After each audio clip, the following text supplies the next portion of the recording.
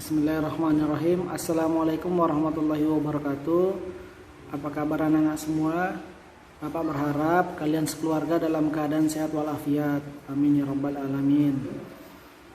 Anak-anak, sebelum mulai pembelajaran, ada baiknya yang belum berdoa silahkan berdoa dulu. Kemudian setelah berdoa silahkan isi absensi di kolom komentar. Untuk satu siswa itu 1 kali komentar. Baiklah. Kayaknya kelas kita ini dalam keadaan gelap ya. Kita nyalakan dulu. Nah, sudah dalam keadaan terang. Alhamdulillah. Bapak mau bertanya pada kalian semua. Kalian kalau misalnya melihat pale-pale atau abang-abang di depan sekolahan kita, kalian belanja itu makanan atau minuman kan? Nah, apa sih yang menarik dari jajanan pale-pale tersebut? Makanan atau minumannya itu biasanya ada yang menarik kita. Misal cita rasanya, bentuknya, atau mungkin aromanya.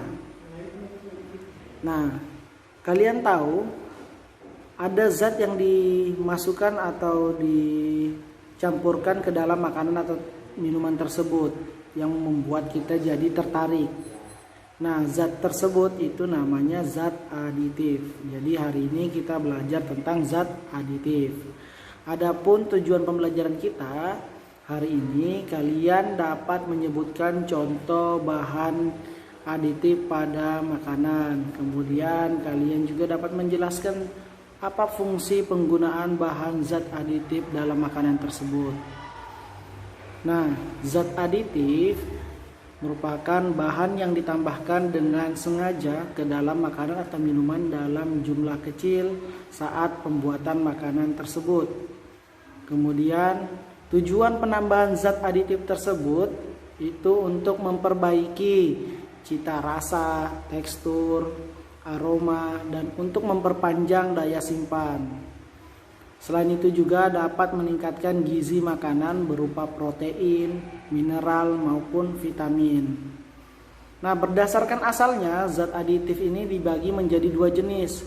Ada yang dari alam yang disebut dengan alami, mungkin kalian sudah dengar. Kemudian ada yang buatan, itu dari reaksi kimia.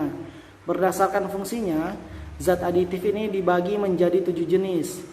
Yang pertama itu pewarna, kedua pemanis, ketiga pengawet, keempat penyedap, kelima pemberi aroma, keenam pengental dan pengemulsi. Kita akan bahas satu persatu. Yang pertama itu pewarna.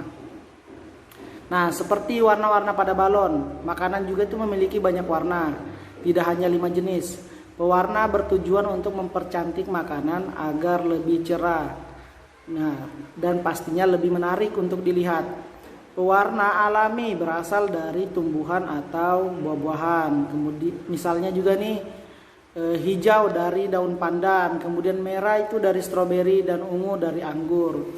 Sedangkan warna buatan berasal dari reaksi kimia sintetis, misalnya apokaroten yang memiliki warna mirip wortel.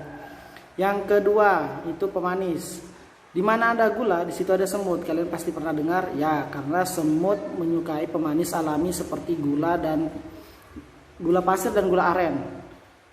Ada juga pemanis buatan yang memiliki rasa manis hampir sama, bahkan melebihi pemanis alami, misalnya siklamat. Yang ketiga itu pengawet. Sama seperti halnya mumi, makanan juga bisa diawetkan agar bertahan cukup lama sebelum membusuk. Seperti bahan pengawet benzoat untuk mengawetkan makanan ringan, kemudian asam askorbat untuk daging, ya. Jadi ada tadi bahan pengawet benzoat dan juga asam askorbat. Namun ada juga yang namanya natrium nitrat untuk keju. Nah, ada juga pengawetan secara alami seperti pengasinan, pemanisan, pengasapan, pemanasan, pendinginan, bahkan pengeringan. Nah, selanjutnya ini yang keempat itu penyedap. Nah, penyedap ini adalah bahan tambahan makanan yang digunakan untuk meningkatkan cita rasa makanan. Adapun bahan penyedap alami yang umum digunakan adalah garam, bawang putih, bawang merah, cengkeh, merica, cabai, kunyit, serai, dan kayu manis. Nah, biasanya ada di dapur kalian kan. Kemudian ada namanya penyedap buatan yang umum digunakan pada makanan. Misalnya micin atau petsin yang mengandung senyawa monosodium glumat atau biasa disebut MSG. Penggunaan MSG yang berlebihan bisa membuat mulut terasa kering nih. Kemudian kita jadi lelah, mual, atau sesak napas. Yang kelima, ada namanya pemberi aroma. Zat yang memberikan aroma tertentu pada makanan atau minuman, nah itu yang disebut pemberi aroma. Makanya kadang banyak aroma jajanan yang di sekeliling kita yang membuat kita tuh ngiler sepanjang jalan. Hal itu karena gula zat pemberi aroma. Contohnya aroma yang berasal dari ekstrak buah-buahan dan tumbuh-tumbuhan. Ada juga aroma buatan atau esen, disebut esen. Misalnya amil kaproat itu aromanya seperti apel. Kemudian etil butirat aromanya seperti nanas. Nah, selanjutnya ini yang keenam, pengental. Jadi pengental ini merupakan bahan tambahan yang digunakan untuk menstabilkan, memekatkan atau mengentalkan makanan yang dicampurkan dengan air sehingga membentuk kekentalan tertentu. Bahan pengental alami itu contohnya pada pati, gelatin, gam, dan agar-agar. Misalnya pada capcay, kuahnya itu kan kental. Nah, itu menggunakan bahan pengental alami. Kemudian permen karet yang umumnya menggunakan pengental gam. Yang ketujuh, pengemulsi. Nah, minyak dan air itu tidak saling bercampur kan. Namun bila ditambahkan dengan sabun kemudian diaduk, keduanya tadi akan bercampur. Minyak dan air akan saling bercampur. Nah, sabun dalam contoh yang Bapak kasih itu sebagai pengemulsi. Jadi dia yang menggabungkan dari sesuatu yang tidak dapat tercampur sebelumnya.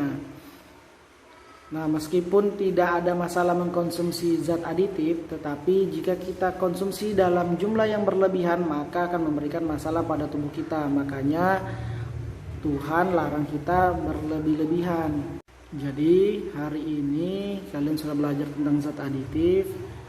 Nah, kemudian yang berdasarkan asalnya juga tadi sudah kalian tahu, ada alami dan buatan. Kemudian berdasarkan fungsinya juga tadi sudah tahu.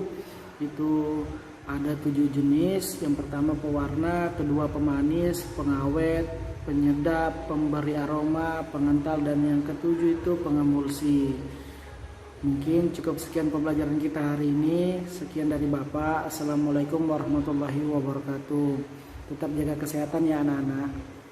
Assalamualaikum.